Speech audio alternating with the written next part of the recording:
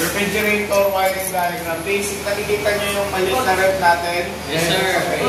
Ang tawag dyan ay conventional ref. So, sa panahon kasi natin ngayon, kadalasan ng mga ref natin, mga ref nila ay naka-inverter type na. Pero kung basic ang pag-uusapan natin, itong ref na to ay single door. Ano lang? So, ituturo ko sa inyo yung wiring diagram niyan. So, madalas na kayo nagwa-wiring ng window aircon. Babalik lang tayo sa conventional ref na napaka-simple lang. Okay?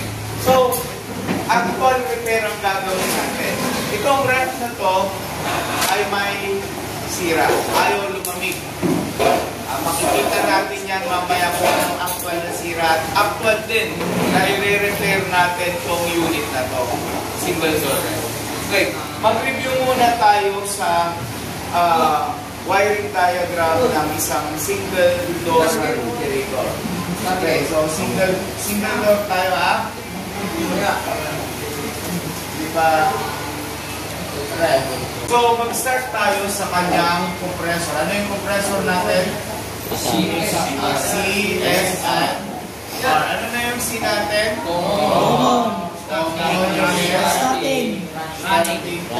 Running. Okay, running. Yes, C, S, and R. Wiring diagram ng ating single door refrigerator ay napakasimple lang. Okay, so yung common natin, dadaan dyan yung mula sa common magkakaroon ng OLT, tapos dadaan ng thermostat. Okay, ito thermostat ito thermostat, then light 1. Okay? Yung start tsaka lang naman natin, so pupunta na ng ating relay. Okay, pupunta sa may butas yung relay natin, pupunta yan dyan. Tapos, dire-diretso yan, line 2. Okay, relay to relay. Ito ay OLP natin. Ano ibig sabihin ng OLP? Okay, overload protector. Okay. So, yung ano pang kulang dito? Kailangan natin ng ilaw sa loob. Kailangan ng bulb. So, kung lalagyan natin ng bulb yan, isisingit lang natin dito. Let's say ito yung bulb natin. Tapos mayroong switch.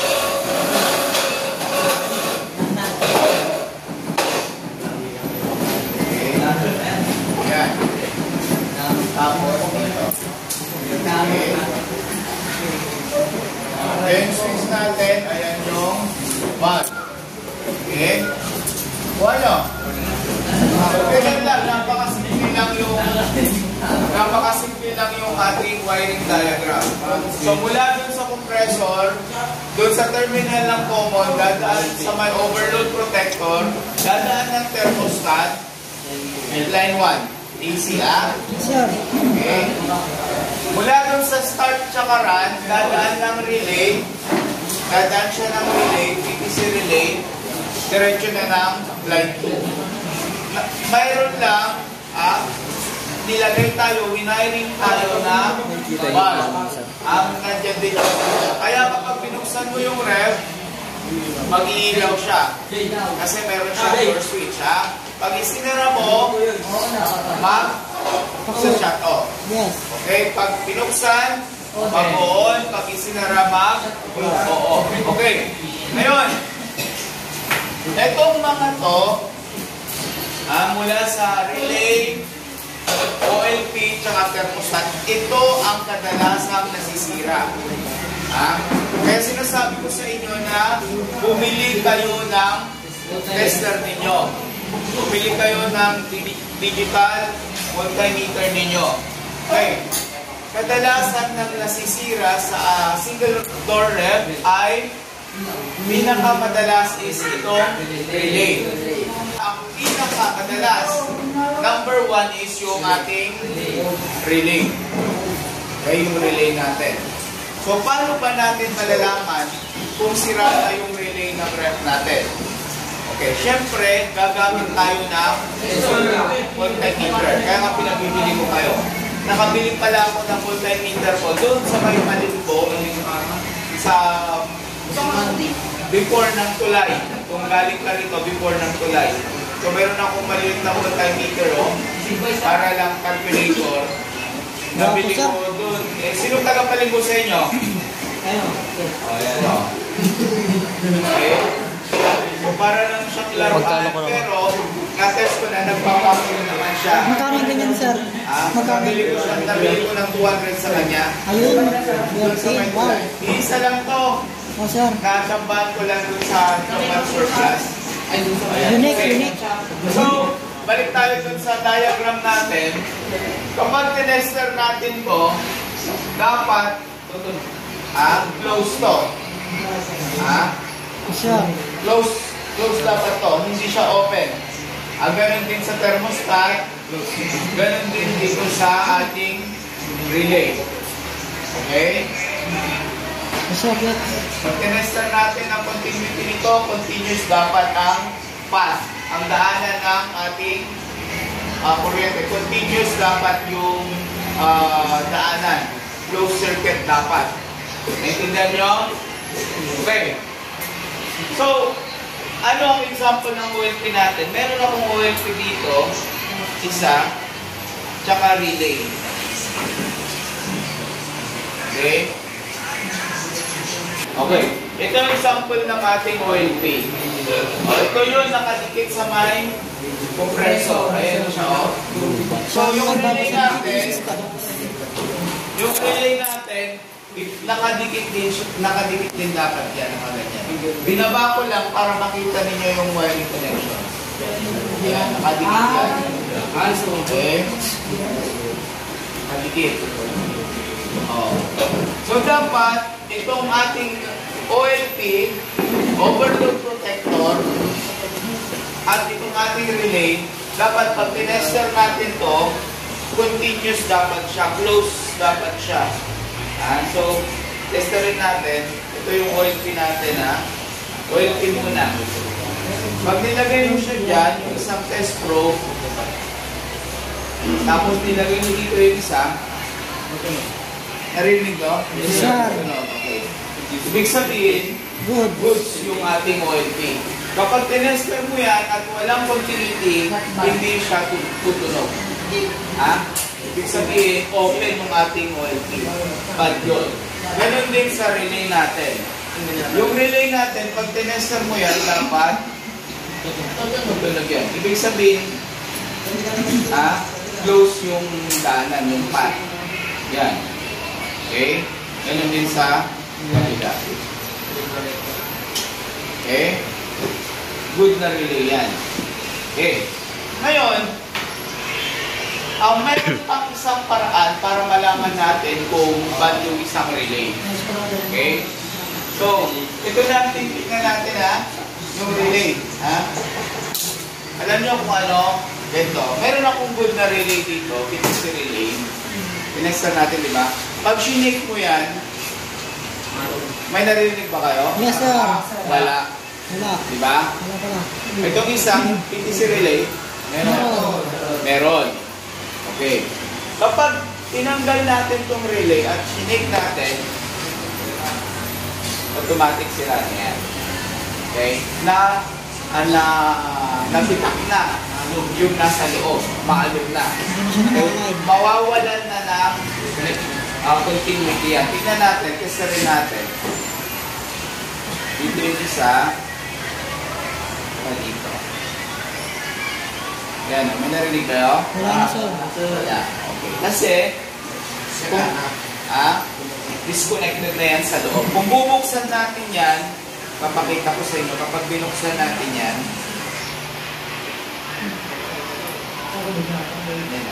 nag-crack na siya.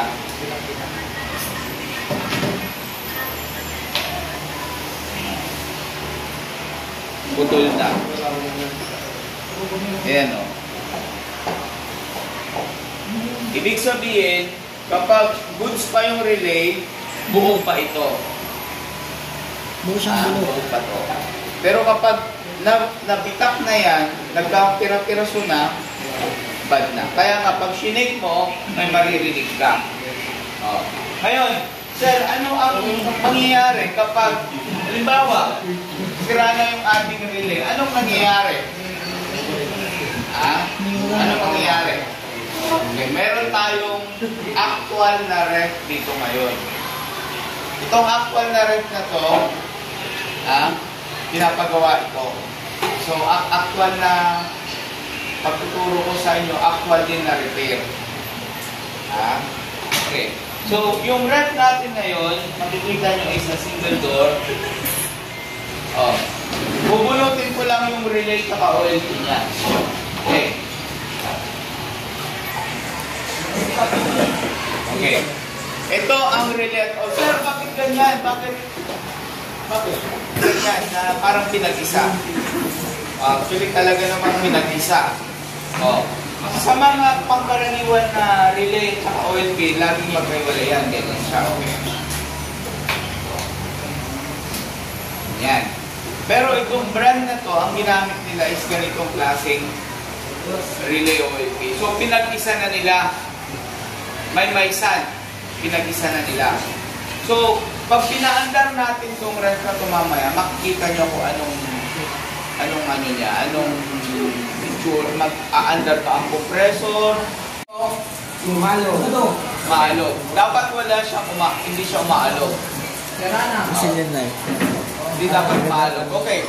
Ibabalik ko, tapos papaandarin natin. Titingnan natin kung aandar ang compressor.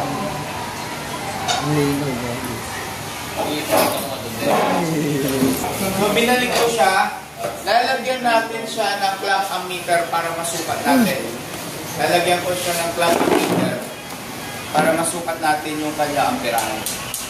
Okay, saan ilalagay yan? Ang clamp ammeter natin, dito natin malalaman kung ilan ang amperahe na pumapasok sa circuit natin. Okay. Pwede dito, isang line lang, pwede rin dito sa kabila. Okay? Basta isa lang, hindi pwedeng ipasok yung dalawang line. Isa lang. Dito o dito. Okay? Basta isang line lang. So, ipapasok ko siya ngayon dito sa may linya ng OLP. Yan. Okay. Oh. Tapos, ipa-plug in natin. Pa-plug in ko siya. Naka-off. Pa-plug in ko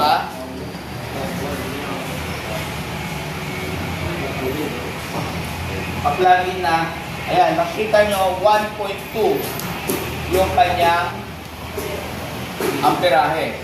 Okay, pag ginawakan mo yan, nagbabibrate yan. Yung nga lang, hindi siya lumalamig. Bakit? Kasi hindi umaandar ang compressor. Oh, 1.2, tandaan nyo yun na yung amperahe niya, 1.2. Okay? Hindi umaandar ang compressor niya. Tapos mamaya marinig natin, lumalabitik lang yung ating overload protector. Pag kinapa mo dito yung kanyang condenser, hindi yan umiinit. Bakit? Siyempre hindi umaandar yung compressor. Hindi man siya nagbabibrate, high ampere lang. Okay. So, bunutin ko lang. Ngayon, ilan ba ang rated ampere ng ref na to? Okay, 1.2 siya dyan. Titingnan natin dito.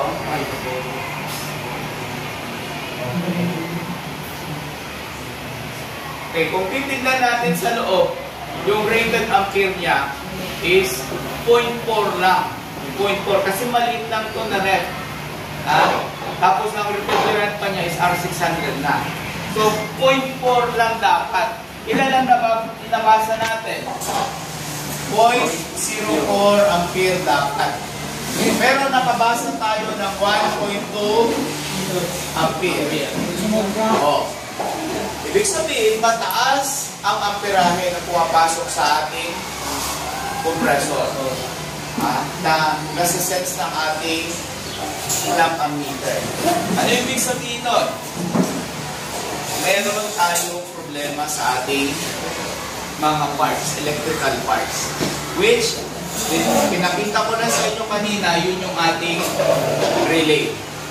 Pag shinake mo, nag-shake. Pag tinester mo, walang continuity. Okay? Ngayon, palitan naman natin siya ngayon ng goods na relay. Tsaka OLP na rin. Okay, ito yung relay na ipapalit natin, ha? Bago natin hawakan, siguraduhin natin na naka-unplug. Tanggal dapat sa saksakan, ha? Okay. So, tatanggalin din natin yung ating plug.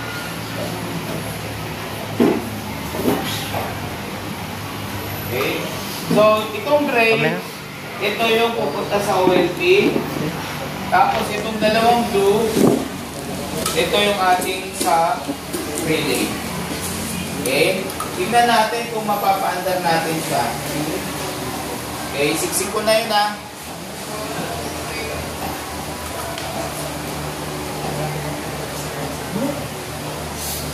Ayan. Sarayan niya na mag-play. Okay, ano lang. So, nakapasok na. Nakapasok na yung ating OLP tsaka relay. So, i-plug in ko ngayon na may sabik muna natin yung ating plug. Yan, yung ating plug. So, i-plug in ko. Tingnan natin kung aandar.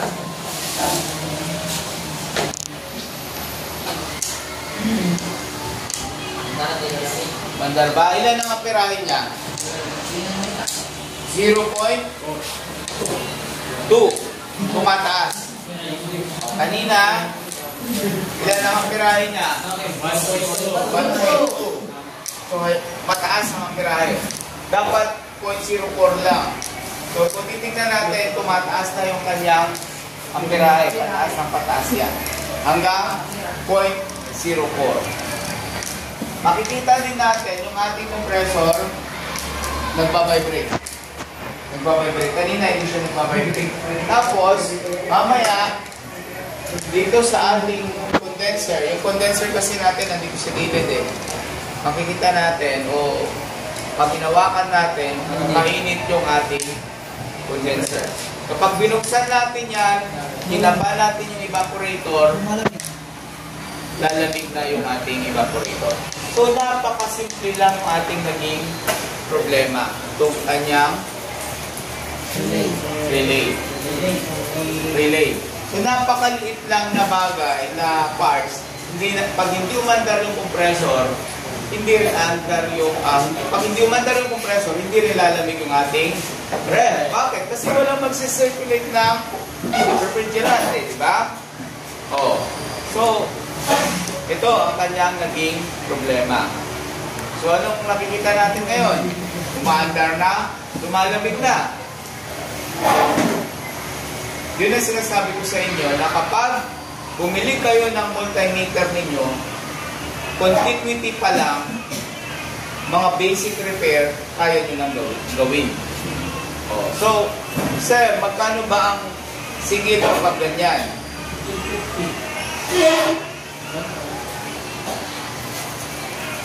Diba?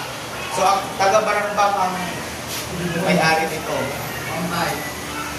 Diba? O, magkano ang multimeter? 600. O. Ilang minuto ko ginawa? Wala. Mabilis lang, sir. Minsan, sandali lang. May problema yung relay, hindi aandar ang compressor. Bakit ko nalaman yun? Kasi alam ko mag-operate ng multimeter. Oh. Kaya yung 600 ninyo, na pambili nyo ng multimeter, sulit yan. Isang repair nyo lang yan, bawin nyo na. Maganda. Okay? Hawakan mo nga dito. Hawakan mo nga dyan. Umiinit na. Kanina hindi umiinit dyan. Ito.